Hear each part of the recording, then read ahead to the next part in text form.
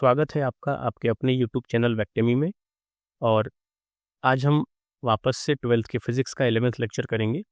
और पिछले लेक्चर में मैंने 2 पार्ट आपका एक साथ कवर किया है, जिसमें जो आपका 9th स्लाइड है या फिर आप 9th लेक्चर बोल लो, उसमें मैंने आपको ये बताया था कि गॉस थ्योरम क्या होता है। और उसके बाद 10th जो आपका लेक्चर है या 10th स्लाइड आप कह लो, उसमें मैंने आपको ये बताया था कि गॉस थ्योरम का जो पहला एप्लीकेशन होता है एक इनफाइनाइटली लॉन्ग स्ट्रेट वायर के लिए, उसकी वजह से इलेक्ट्रिक फील्ड जो होता है वो 1/2 pi epsilon not into lambda by r होता है। ये हमने अच्छे से देख लिया था और हमने इसको डिराइव भी कर लिया था।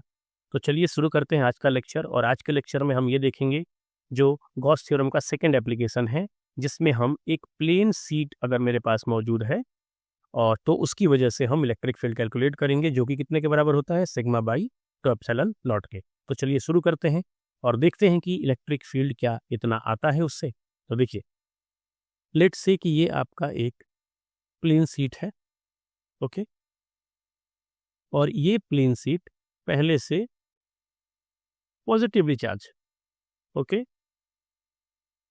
तो इस पॉजिटिवली चार्ज प्लेन सीट से आपको बेहतर पता होगा कि जो इलेक्ट्रिक फील्ड की डायरेक्शन होती है वो किधर की तरफ होती है। आउटवर्ड्स द प्लेन कुछ इस तरीके से होंगी, इधर से भी कुछ इस तरीके से होंगी, ठीक है। आप ये ध्यान रखें कि ये जो प्लेन मैंने रखा है, ये जो इनफाइनाइट प्लेन सीट जो मैंने रखी हुई है, ये कौन से प्लेन में है, ये वाईजेड प्लेन में है।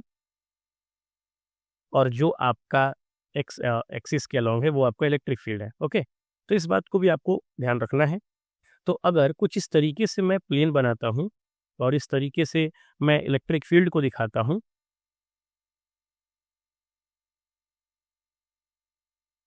तो इस केस में जो आपका गॉसियन सरफेस होगा, हम इसको सिलिंड्रिकल फिर से जूम कर सकते हैं, बट इस बार जो गॉसियन सरफेस होगा वो हॉरिजॉन्टल होगा कुछ इस तरीके से, ओके। तो ये हो गया हमारा horizontal Gaussian surface, okay.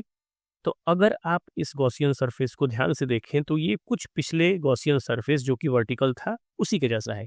It means कि अगर उस पर टोटल 3 एरिया वेक्टर हमने लिया था, तो हमें इस पे भी कितने एरिया वेक्टर लेने होंगे, टोटल 3 एरिया वेक्टर लेने होंगे। एक लेट्स से कि मैंने यहाँ ले लिया, ये हो गया एरिया वेक्टर फर्स्ट। एक मैंने ले लिया यहाँ पे, ये हो गया एरिया वेक्टर सेकेंड। और एक एरिया वेक्टर मैंने ले लिया इसके कर्व पार्ट पे, जिसको हम बोलेंगे एरिया वेक्टर थर्ड, ओके। तो एज अर्लियर हमने सबसे पहले इसमें क्या कैलकुलेट किया था, हमने कैलकुलेट किया था total electric flux due to these small amount of area vectors. तो चलिए यहाँ भी हम सबसे पहले यही चीज़ कैलकुलेट कर लेते हैं कि टोटल इलेक्ट्रिक फ्लक्स इस स्मॉल अमाउंट से कितना होगा। तो देखिए, ये आपका जो डायग्राम है वो हमें यहाँ पे रखना होगा, ये बहुत इंपॉर्टेंट है हमारे लिए। तो चलिए शुरू करते हैं और देखते हैं कि क्या होगा। तो सबसे पहले देखिए, इट मीन्स कि मुझे क्या निकालना है, स्मॉल अमाउंट ऑफ फ्लक्स निकालना है, यानी कि मुझे निकालना है डी फाई ई। तो डी फाई हम कैसे निकालेंगे, तो डी फाई निकालने का तरीका होगा electric field into area vector of first surface, जो भी मैंने लिया था ऊपर आपके डायग्राम में है, ठीक है, plus electric field into area vector of the second surface plus electric field into area vector of the third surface. ये हो गया। अच्छा, अब क्या हम इसे ऐसे लिख सकते हैं, डी फाई ई बराबर ई डी ए कॉस। अब आप ध्यान से देखिए डायग्राम में, पहले सरफेस के लिए इलेक्ट्रिक फील्ड जिधर है उधर ही आपका एरिया वेक्टर है, मतलब थीटा कितना हो जाएगा, 0। जबकि सेकेंड सरफेस के लिए जो इलेक्ट्रिक फील्ड आपका है उधरी डायरेक्शन में है, इसका मतलब इसका भी theta 0। But for the third surface यहाँ पे इलेक्ट्रिक फील्ड है इधर की तरफ, ये वेक्टर नीचे की तरफ, तो थीटा कितना हो जाएगा, 90 डिग्री। इट मीन्स कि इस केस में पिछले केस का थोड़ा सा उल्टा हो गया। पिछले केस में पहले और सेकेंड सरफेस पे जो एंगल बन रहा था वो 90 डिग्री का था और इस केस में 0 डिग्री का है। जबकि पिछले केस में जो कर्व सरफेस वाला एरिया था, कर्व सरफेस वाला जो पार्ट था, वो बना रहा था एंगल 0 का, और इस बार कितने का बन रहा है, 90 का। तो इट मीन्स कि पहले सरफेस के लिए तो एंगल कितना हो गया, 0 डिग्री प्लस ई डी ए कॉस। दूसरे सरफेस के लिए मैंने अभी बताया आपको 90 डिग्री। सॉरी सेकेंड सरफेस के लिए भी कितना है, ये 0 डिग्री है। बट हम एक्चुअली अकॉर्डिंग टू डायग्राम चल रहे हैं, तो इस डायग्राम में थर्ड सरफेस के लिए 90 है ना। तो चलिए अब लिखते हैं थर्ड सरफेस के लिए ई डी ए कॉस 90 डिग्री। ओके, तो हमें मिल गया डी फाई ई बराबर कॉस 0 की वैल्यू 1 होती है, तो यहाँ से मुझे मिल जाएगा ई डी ए प्लस यहाँ भी मुझे मिल जाएगा ई डी ए, क्योंकि कॉस 0 1 होता है, बट कॉस 90 तो 0 होता है ना, तो ये तो पूरा आपका कैंसिल आउट हो जाएगा। तो हमें मिल जाएगा d phi E plus d, जो भी है हमारे पास दो अमाउंट मिल गए ई डी ए के, तो हमें मिल जाएगा डी फाई ई बराबर 2 times of E d A. Okay, ये मुझे मिल गया स्मॉल अमाउंट ऑफ फ्लक्स। और आपको बेहतर पता है कि अगर हमें स्मॉल अमाउंट ऑफ फ्लक्स से टोटल अमाउंट ऑफ फ्लक्स निकालना है तो हमें क्या करना होगा, तो हमें इसे इंटीग्रेट करना होता है। तो चलिए इसको थोड़ा सा छोटा कर दें, आप यहाँ से नोट्स अपना नोट कर सकते हैं, ठीक है। चलिए आगे देखते हैं। अब एक्चुअली मुझे निकालना है यहाँ पे जो टोटल फ्लक्स है वो, तो नेट जो फ्लक्स होगा, नेट फ्लक्स, क्या हम उसको ऐसे लिख सकते हैं, integration of d phi E is equal to integration of 2 E d A. As usual हम होल इंटीग्रेशन करेंगे, तो डी फाई का इंटीग्रेशन क्या होता है, phi E is equal to 2 constant है, ई कांस्टेंट है, और इंटीग्रेशन ऑफ क्या हो जाएगा, d A is equal to 2 E A, क्योंकि डी ए का होल इंटीग्रेशन क्या होगा, ए।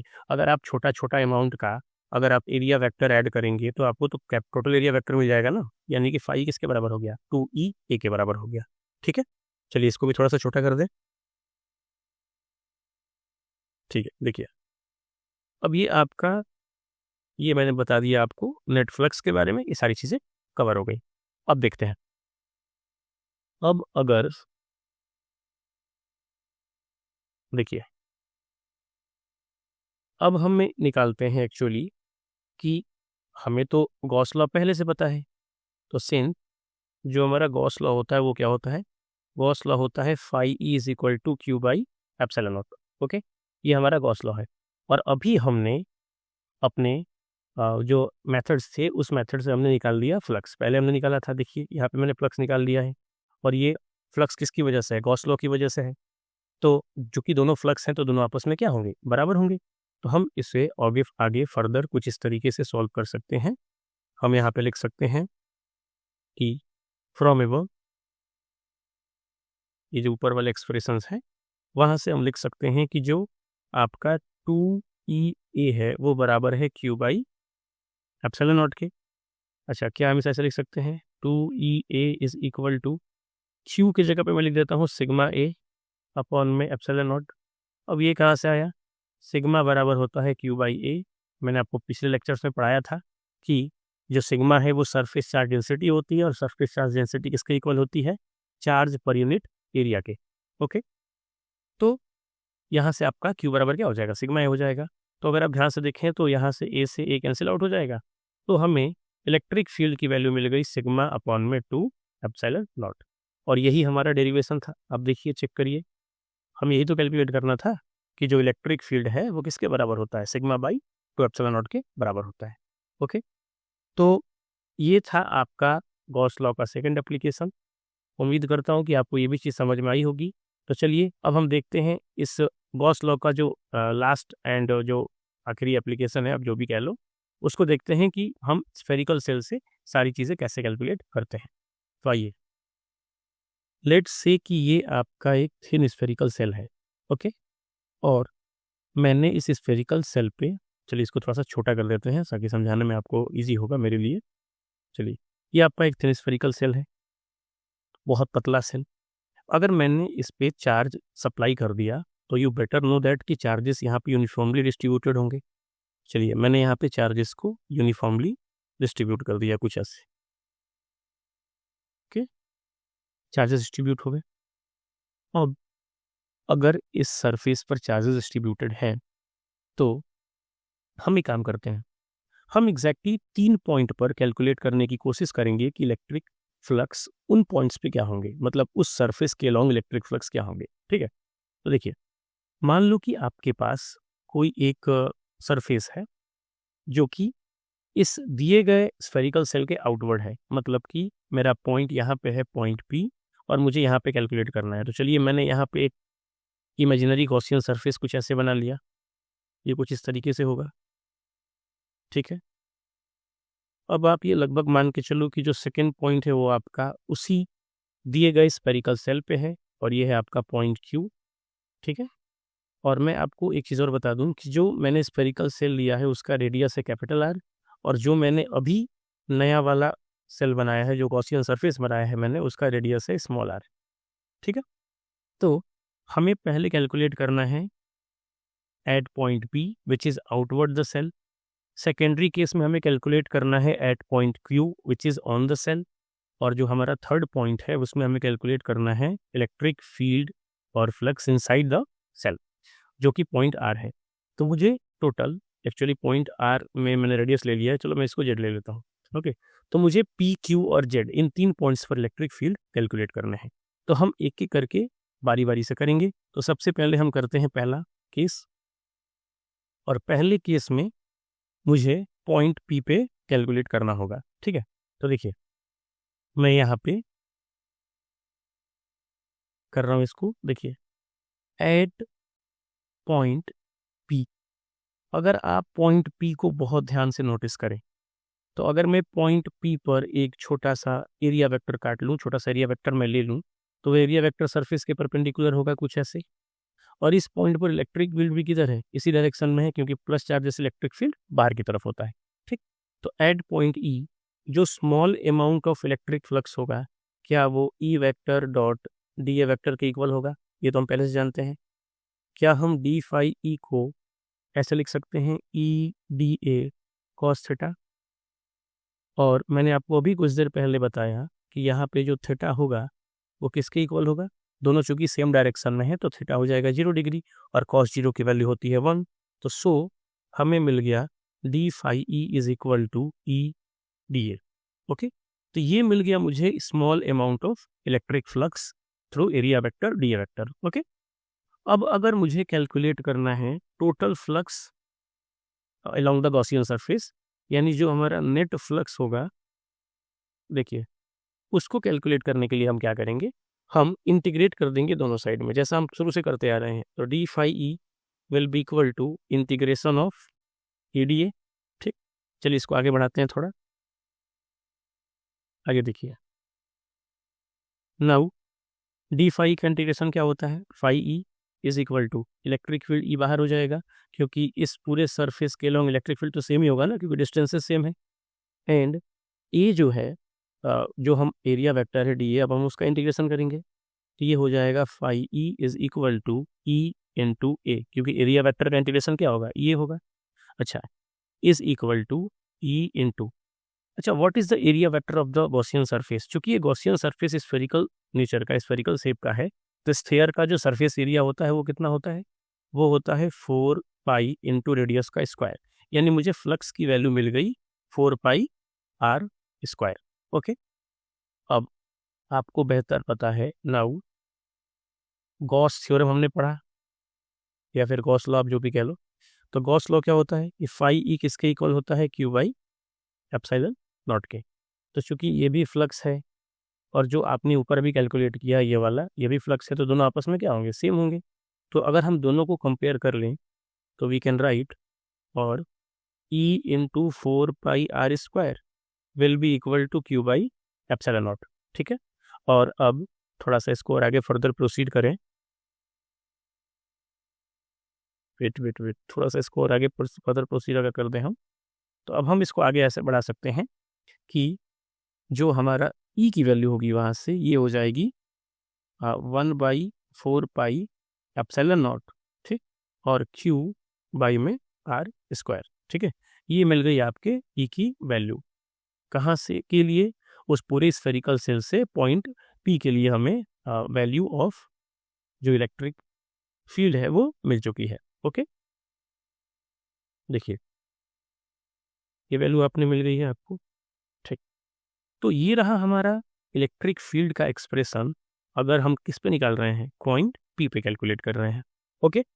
अच्छा, अगर आप इस फॉर्मूले को ध्यान से देखो तो क्या ये फॉर्मूला कहीं ना कहीं ये वही फॉर्मूला नहीं है जिसमें हमने एक पॉइंट चार्ज लिया था Q, और मैं आपसे बोल रहा था कि अगर मैं R डिस्टेंस पे, जो कि किसी पॉइंट P पे है, और मैं अगर यहाँ पे इलेक्ट्रिक फील्ड कैलकुलेट करूँ, तो इलेक्ट्रिक फील्ड का जनरल फॉर्मूला क्या होता था? 1/4πε0 Q/r²। इट मीन्स कि for a thin spherical shell, अगर हम पॉइंट P पे कैलकुलेट करते हैं जो स्फेरिकल सेल के बाहर है, तो उस केस में जो इलेक्ट्रिक फील्ड होगा, वो इलेक्ट्रिक फील्ड के लिए स्फेरिकल सेल कुछ इस तरीके से बिहेव करेगा जिसमें ये एक सिंपल टेस्ट चार्ज की तरह अपना काम करेगा। इट मीन्स कि जो Q की वैल्यू होगी वो स्फेरिकल सेल्स के चार्ज के इक्विवेलेंट होगी। ओके, तो ये था आपका केस 3 का पहला पॉइंट, जिसमें हमने आउटसाइड द सेल कैलकुलेट कर दिया। ठीक है, तो चलिए अब कैलकुलेट करते हैं जो सेकेंड हमारा पॉइंट है, जिसमें हम सरफेस पे कैलकुलेट करने वाले हैं एट पॉइंट Q। एंड मैं इसे इरेज कर रहा हूँ, लेकिन इरेज करने से पहले आप वीडियो को पॉज करके इस पूरे नोट्स को अपने कॉपी पे, अपने नोटबुक पे नोट कर लें, जिससे आपके लिए प्रॉफिटेबल होगा। ठीक है,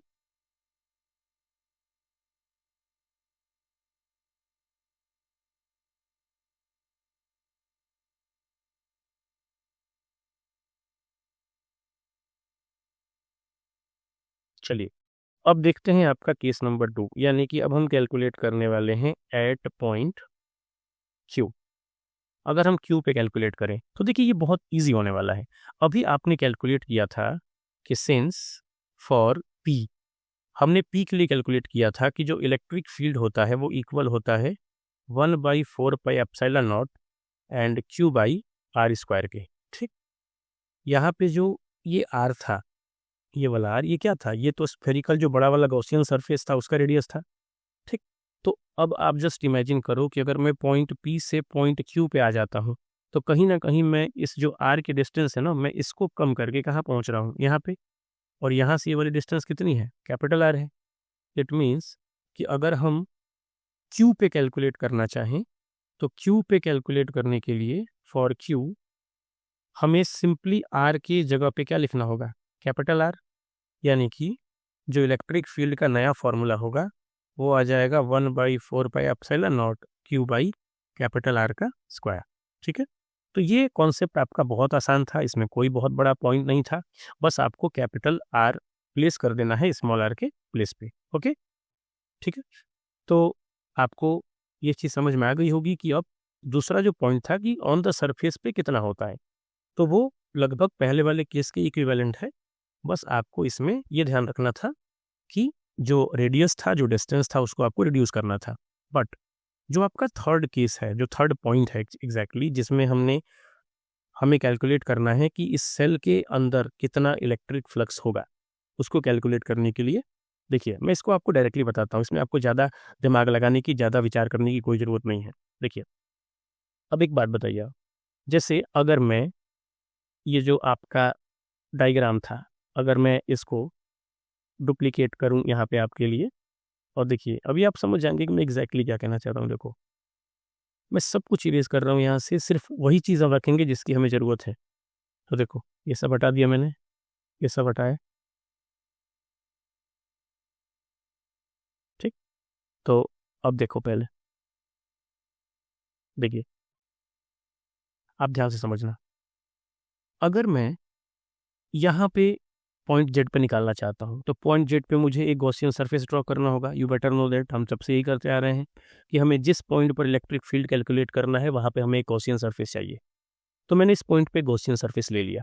ओके, अच्छा, इस पॉइंट पे जो गॉसियन सरफेस है उसकी वजह से अगर मैं एरिया वेक्टर लूँ तो कुछ ऐसे होगा, ये area vector d A vector. ठीक, अगर आप अब ध्यान से इस बात को नोटिस करें, ध्यान से इस बात को ध्यान दें, तो क्या इस सरफेस एरिया जो मैंने गॉसियन सरफेस लिया है, क्या इसके अंदर कोई चार्ज इनक्लोज है? बिल्कुल नहीं।